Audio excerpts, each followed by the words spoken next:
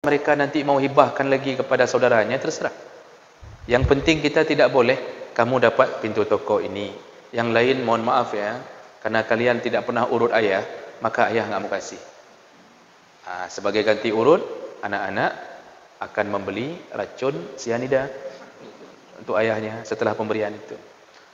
Disitulah mulai ribut. Pertama, benci ke ayah, sama seperti anak-anak Yakub benci ke Yakub. Yang kedua, dia mulai membenci adiknya atau orang yang diberi oleh ayahnya, walaupun dia baik. Maka disindir-sindir, ikah mangat, kamu enak, anak emas, kami anak giok, kamu enak. Nanti sedikit masalah, kah macam-macam, kah ngayah ke, aku tumbuk ke, model-model begitu. Langsung nampak. Kenapa? Assalamualaikum warahmatullahi wabarakatuh. Anda rindu mendengarkan kajian-kajian dari ustadz-ustadz kita dari Aceh? Kunjungi channel YouTube Maulizul Akbar NAD. Subscribe, like, share, komen.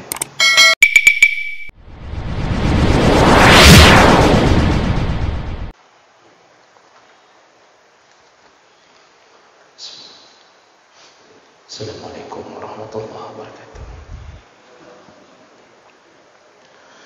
Alhamdulillahirabbil alamin. Wassalatu wassalamu ala nabiyyina al-Mustafa Muhammadin wa ala alihi wa ashabihi ajma'in. Amma ba'd.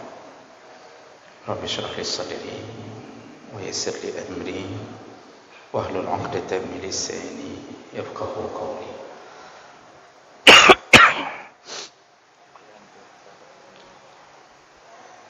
Segala puji bagi Allah, kemudian salawat dan salam kepada Rasulullah, pada keluarga dan seluruh sahabat-sahabatnya. Bapak Ibu jamaah salat maghrib dan isya yang Allah muliakan, insyaallah kita masih membahas seputar kasih sayang orang tua pada anaknya,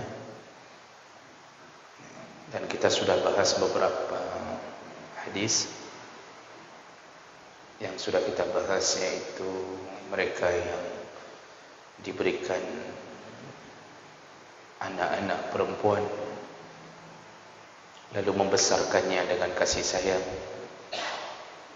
memeliharanya sampai dia benar-benar menjadi salihah, maka orang tuanya dijamin mendapatkan surga Allah Subhanahu wa taala. Juga kita sudah bahas di antara kasih sayang orang tua pada anaknya, yaitu sunnah hukumnya mencium anak. Sunnah hukumnya mencium anak, baik anak laki-laki maupun anak perempuan.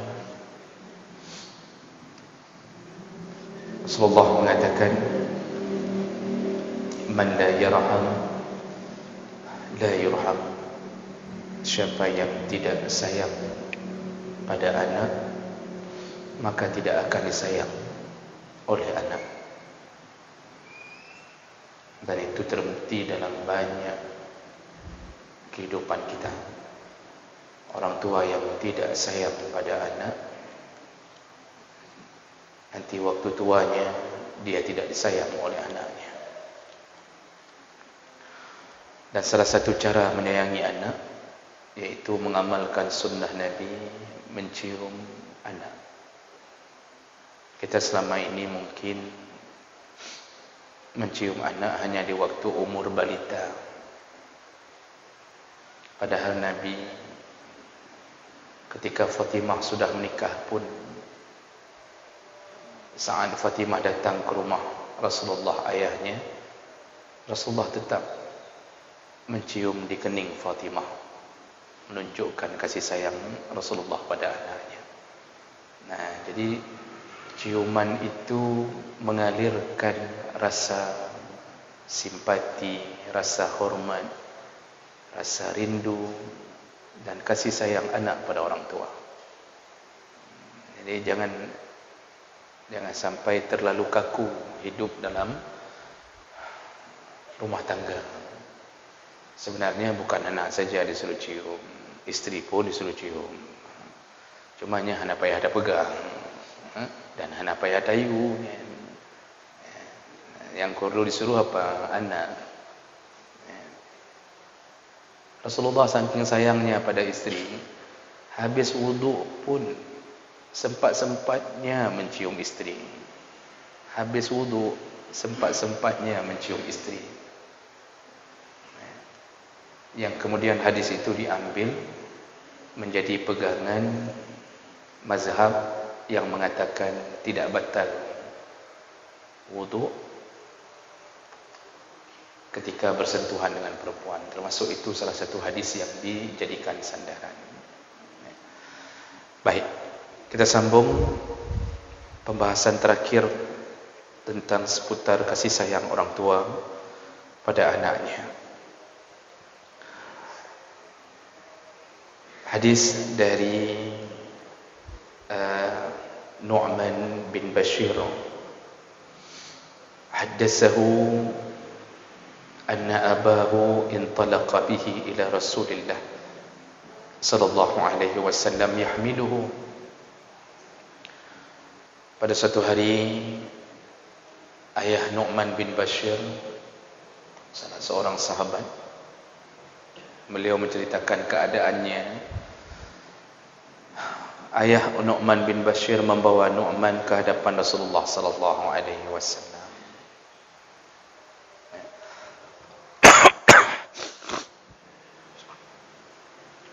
Jadi diajak menemui Rasulullah.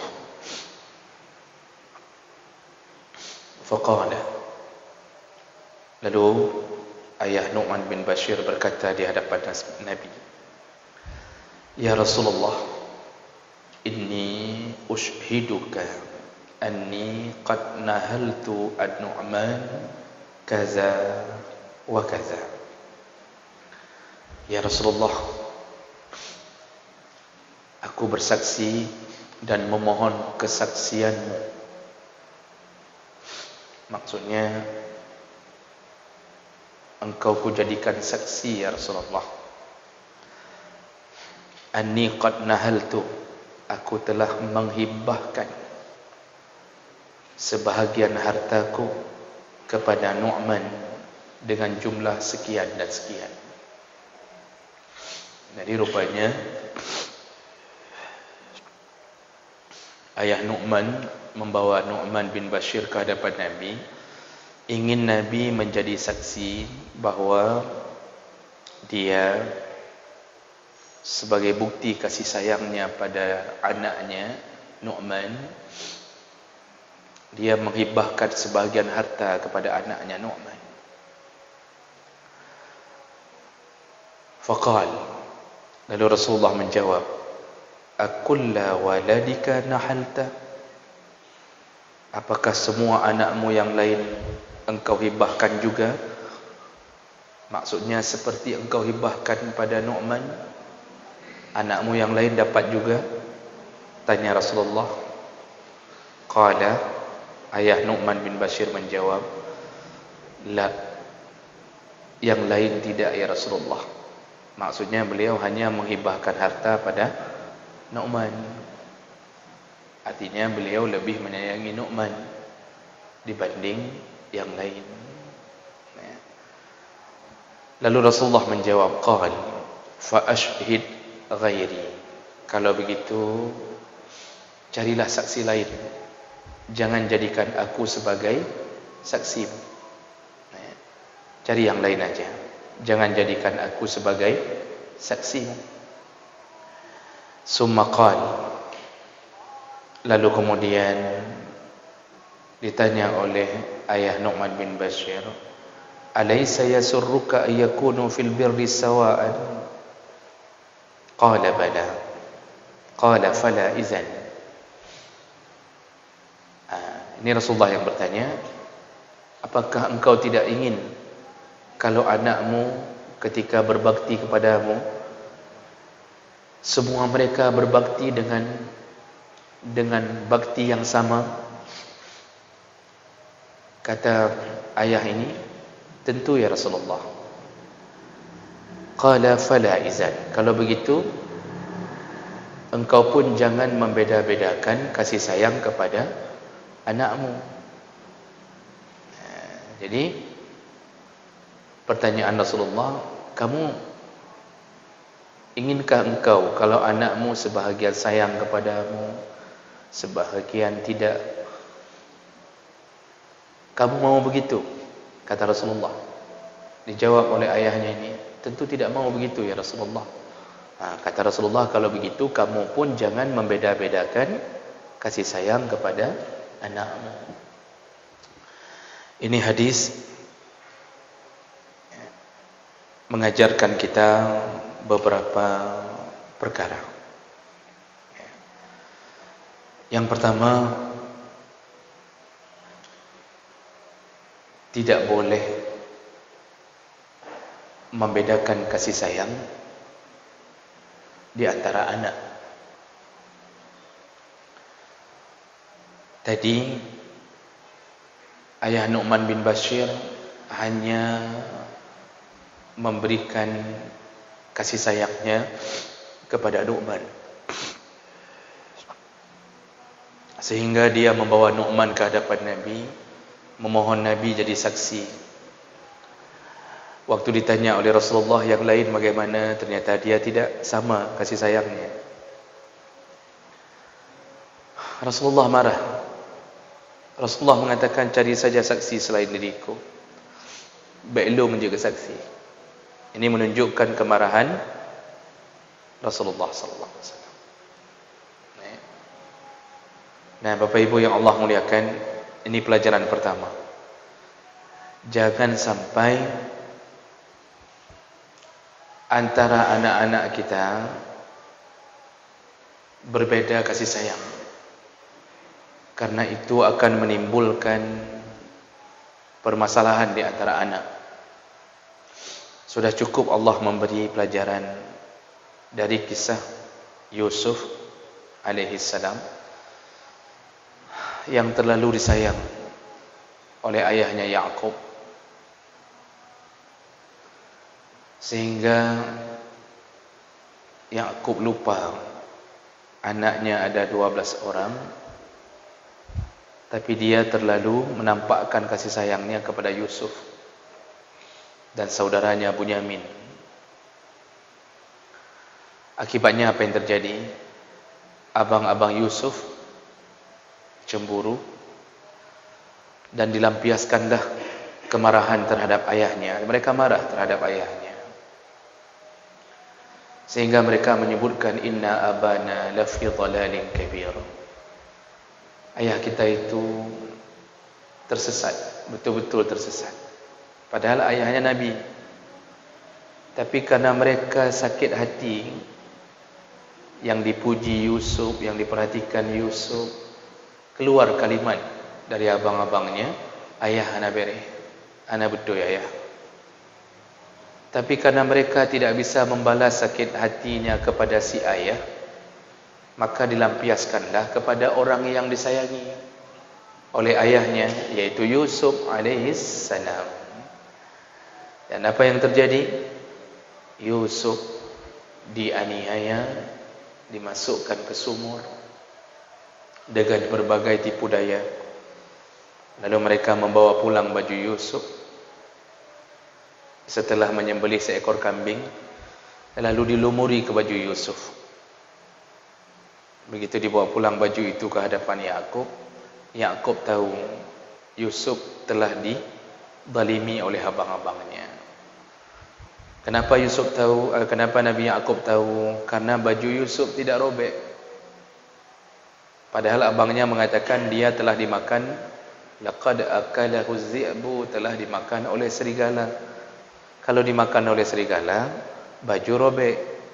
Tapi baju tidak robek, tapi berdarah, yaitu darah kambing. Nabi Ya'qub tahu. Disitulah dia mulai merasa Allah beri ujian kepadanya karena membedakan kasih sayang di antara anak. Ini bermasalah. Jadi nggak boleh membedakan kasih sayang di antara anak. Dan biasanya kita sangat sayang kepada anak yang bungsu sehingga kita melupakan anak-anak yang besar. Sering sekali kita menghabiskan kasih sayang kita untuk si bungsu, lalu si sulung selalu kita jadikan orang yang salah, berada di posisi yang salah. Bahkan ketika abangnya menggendong adiknya yang kecil, adiknya jatuh tidak sengaja, yang kita marahi abangnya. Padahal abangnya mungkin tidak sengaja jatuh adik dari tangannya. Habis-habisan kita marahi demi membela si bungsu. Ini dalam agama tidak baik. Sangat-sangat tidak baik. Maka yang membuat anak-anak kita tidak akur, sampai dalam urusan warisan pun mereka tidak berkasih sayang, enggak mau berbagi sedikit pun, walaupun nanti ada yang lebih banyak jatahnya mendapatkan, tapi mereka tidak mau berbagi. Kenapa? Rasa sakit hati kepada orang yang lebih disayang. Maka keluar kalimat, kamu kan sudah anak emas bapa, anak emas mama, jadi ya enggak usah sama kami lah. Padahal dia baik, tapi gara-gara dia dijadikan sebagai orang yang paling dikasihi, abang-abangnya marah semua kepadanya. Dan ini paling banyak terjadi. Jadi kalau seandainya ingin menyayangi, sayangilah semuanya. Oh, ada satu dua yang bermasalah, maka paling kurang kita lampiaskan kasih sayang melalui nasihat. Yang sifatnya sampai melaknat, membenci, kalau bisa ke anak jangan. Karena doa orang tua itu tidak terhijab. Ada 3 orang yang tidak terhijab doanya. Salah satunya adalah doaul walid liwaladihi, doa orang tua terhadap anak. Kita ketika melaknat anak, itu kadang-kadang anak kita menjadi orang seperti yang kita laknat. Ini kesalahan kita sendiri sebenarnya. Tapi kalau banyak-banyak mendoakan anak, seandainya pun Allah memberi ujian, paling kurang ujian itu untuk menambah pahala kita. Tapi anak yang kita doakan itu insya-Allah ujung-ujungnya akan balik kepada yang kita inginkan. Nah, ini pelajaran pertama, yaitu hendaknya jangan membedakan kasih sayang di antara anak-anak, baik perempuan, laki-laki, paling besar, paling kecil, jangan dibedakan. Pelajaran kedua dari hadis ini, wujubul adl minal ab baina abnaihi fil atiyah. Wajib adil kalau ingin memberi hibah atau memberi sesuatu pada anak-anak. Wajib adil. Anak kita 5 orang, kita ingin hibah. Karena dalam hukum hibah, kita boleh berikan kepada siapapun yang kita suka. Kita bisa hibahkan ke istri, istri bisa hibahkan ke suami, orang tua bisa hibahkan ke anak, anak bisa hibah ke orang tua. Kita mau hibah ke panti asuhan, mau hibah, itu total kuasa dari orang yang memberi hibah.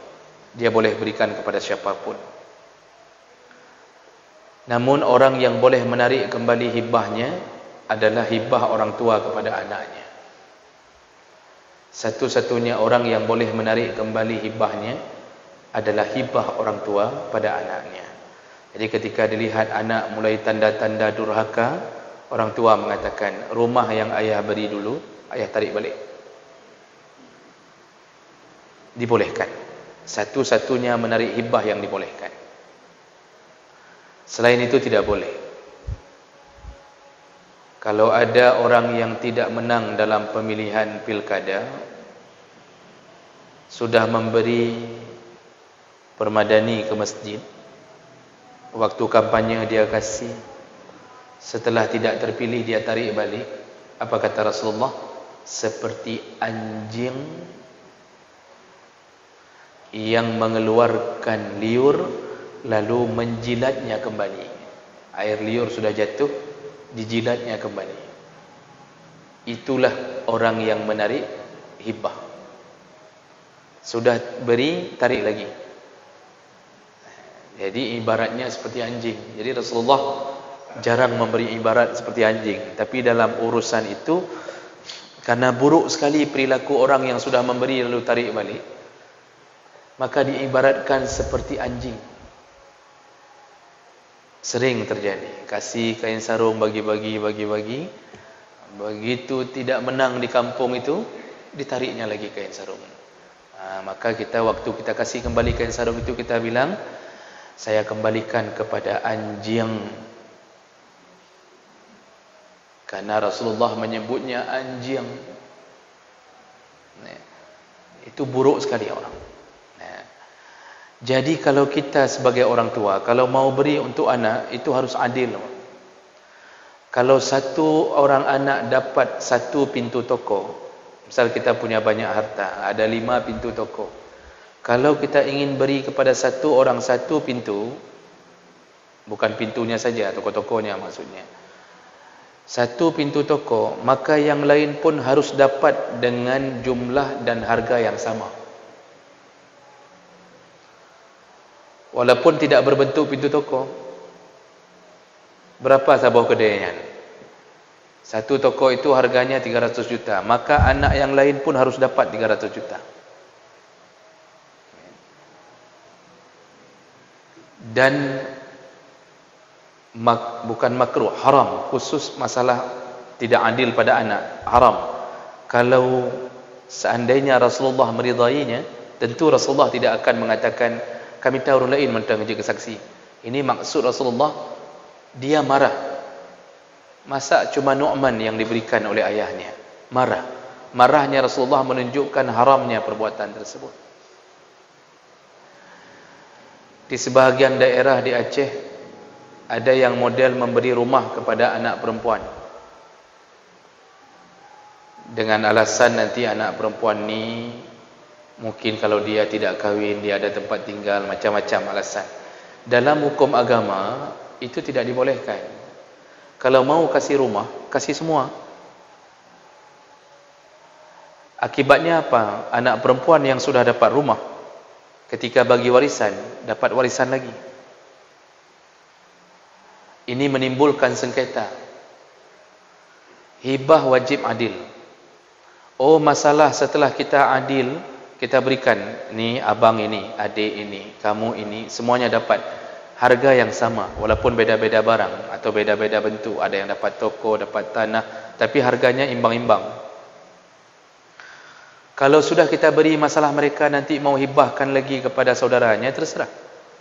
Yang penting kita tidak boleh, kamu dapat pintu toko ini, yang lain mohon maaf ya, karena kalian tidak pernah urut ayah, maka ayah nggak mau kasih. Sebagai ganti urut, anak-anak akan membeli racun sianida untuk ayahnya setelah pemberian itu. Disitulah mulai ribut. Pertama, benci ke ayah, sama seperti anak-anak Yakub benci ke Yakub. Yang kedua, dia mulai membenci adiknya atau orang yang diberi oleh ayahnya, walaupun dia baik. Maka disindir-sindir, ikah mangat, kamu enak, anak emas, kami anak gio, kamu enak.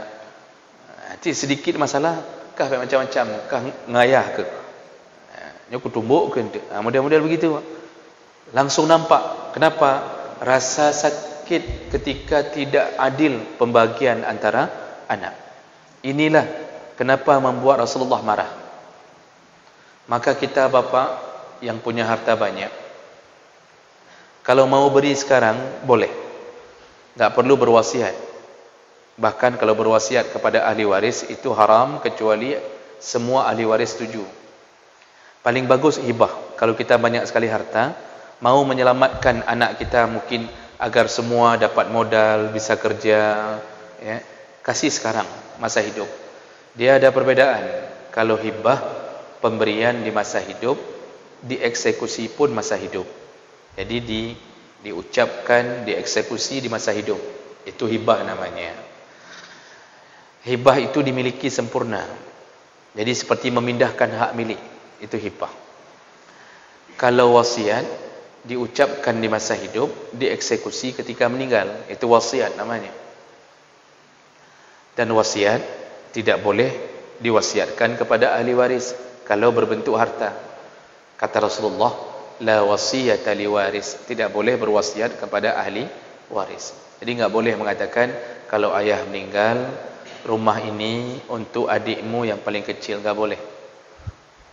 Kecuali satu syarat, disetujui oleh semua ahli waris yang lain. Kalau ada satu ahli waris mengatakan, oh hanjit ayah lagi ni, hanjit, enggak boleh ayah mengatakan, kah cik hana sayang kado ke? Enggak boleh. Kenapa? Hak dia. Ya, hak abang ini mengatakan enggak boleh. Kita enggak boleh benci ke abang ini, kita yang salah. Karena pada dasarnya hukum berwasiat ke ahli waris enggak boleh. Haram. Kecuali disetujui. Masalahnya ada yang enggak setuju. Yang enggak setuju itu bukan bermakna buruk akhlaknya. Itu hak dia untuk menjawab enggak setuju. Satu saja tidak setuju, batal wasiat untuk ahli waris. Kalaupun disetujui, itu jumlah yang boleh diwasiatkan hanya sepertiga dari jumlah harta. Kalau ada harta 90 juta, yang boleh dijadikan harta wasiat maksimal 30 juta saja. Tidak boleh lebih. Walaupun di mulut si ayah tolong berikan 50 juta untuk adik paling kecil, itu batal wasiat itu, dipotong, dipangkas batasan maksimal, hanya boleh 30 juta saja. Nah, itu wasiat diucapkan sebelum meninggal, eksekusinya setelah meninggal. Lalu pembagian harta yang berikutnya bernama warisan. Nah, warisan itu semua urusan setelah meninggal, dan itu berdasarkan hukum Allah. Yang mau diingatkan dalam hadis ini, kalau mau memberi sesuatu pada anak supaya tidak ribut dan jangan timbul kebencian, berikan dengan adil. Maksud adil, sama rata, kecuali pada perkara tertentu. Itu disesuaikan dengan kebutuhan. Contoh, kita mau berikan motor Honda, kalau kata orang Aceh, merek Yamaha. Kita mau berikan Honda merek Yamaha kepada anak-anak kita. Anak ada 5 orang. Si yang paling kecil cacat, dia tidak butuh Honda. Maka si ayah bilang, yang lain semua dapat Honda, ayah berikan Honda satu-satu. Motor semuanya dapat. Adikmu yang cacat tu, ayah akan berikan dia 2 kali harga 2 kali motor. Itu boleh. Kenapa? Karena dia adil bagi dia, di saat lebih banyak, itu adil bagi dia. Yang lain abang-abangnya sudah PNS, dia tidak akan pernah menjadi PNS seumur hidupnya. Maka ayah hanya ingin menghibahkan 2 kali lipat kepada si cacat, atau idiot, atau autis, atau apa saja, boleh. Itu adil. Atau yang lain kaya semuanya, satu miskin, diberikan lebih kepada miskin, itu adil. Malah kalau diberikan sama rata, malah enggak adil. Yang penting adil itu perasaan cocok mengatakan ini adil. Itu wajib dalam hibah. Kalau tidak, maka berdasarkan kemarahan Nabi, orang ini telah berdosa. Di ujung hadis tadi, pelajaran berikutnya, Nabi sallallahu alaihi wasallam menyebutkan akibat. Kalau engkau, katanya kepada ayah Nu'man bin Bashir, kalau engkau tidak ingin anak-anakmu membedakan kasih sayang untukmu, maka jangan bedakan kasih sayang untuk mereka. Ini di ujung hadis tadi. Ini menunjukkan apa? Efek. Kalau kita berlaku tidak adil pada anak-anak, memberikan dengan cara yang berbeza-beza, anak kita nanti juga akan memperlakukan kita dengan perkara yang sama. Pertemuan yang akan datang. Subhanakallahumma bihamdik, asyhadu an la ilaha illa anta, anak yang kita berikan Assalamualaikum hibah dengan jumlah yang banyak. Oh, mungkin dia sayang sama kita. Dia selalu mengatakan ayah, ayah, ana urang lain, ayahlah, ayahlah. Waktu dia pergi ke Medan, macam-macam dia bawa pulang. Bika Ambon dia bawa pulang. Kak Zulaikha dia bawa pulang. Dia kasih untuk ayahnya, dibeli, macam model dibeli.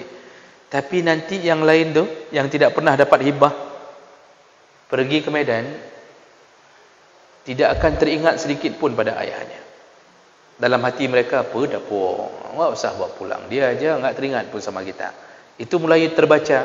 Waktu sakit, yang merawat kita yang dapat hibah saja, yang lain tidak mau rawat. Itu akibat. Nabi telah mengatakan, kalau engkau tidak ingin dibedakan oleh anakmu, jangan beda-bedakan anakmu. Jadi disuruh adil dalam pembagian hibah. Itu kalau untuk anak. Kalau untuk orang lain enggak wajib adil, Pak. Kalau untuk selain anak, itu enggak wajib adil. Bapak mau kasih ke panti asuhan 30 juta. Lalu mau kasih ke janda 50 juta. Terserah bapak. Terserah. Oh, isteri 30 juta. Isteri kedua 31 juta. Isteri ketiga 31,5 juta. Terserah bapak. Enggak wajib adil kalau urusan itu. Karena yang wajib adil pada isteri nafkah, bukan hibah. Tapi pada anak efeknya panjang. Efeknya panjang. Oh, kalau isteri berefek juga, betul. Tapi enggak ada hibah pun isteri memang berefek. Isteri enggak kita hibah-hibahkan pun, dah berkahwin dua mentang nyangka berefek. Enggak usah bicara masalah hibah, berkahwin dua mentang nyan habis itu Pak. Dengar dia apa-apa kita hidup itu. Itu pasti. Ujungnya di sana enggak diterima, di sini enggak terima. Kita pergi ke rumah isteri kedua, tidur di menasah di kampung isteri kedua. Berbalik lagi ke isteri pertama, tidur di menasah di kampung isteri sendiri. Itu akibat. Jadi enggak perlu bicara masalah hibah kalau masalah isteri. Tapi anak tetap wajib adil. Kalau beli baju hari raya, beli semuanya. Artinya, oh sudah ada yang satu duluan dibeli, yang usah beli lagi, berarti kalau kita beli dua kali malah tidak adil. Yang penting adil itu harus ada dalam pembagian anak. Pelajaran terakhir yaitu dari bahasa Rasulullah. Rasulullah tidak mau menjadi saksi, menunjukkan haramnya al-i'anah ada maksiyah.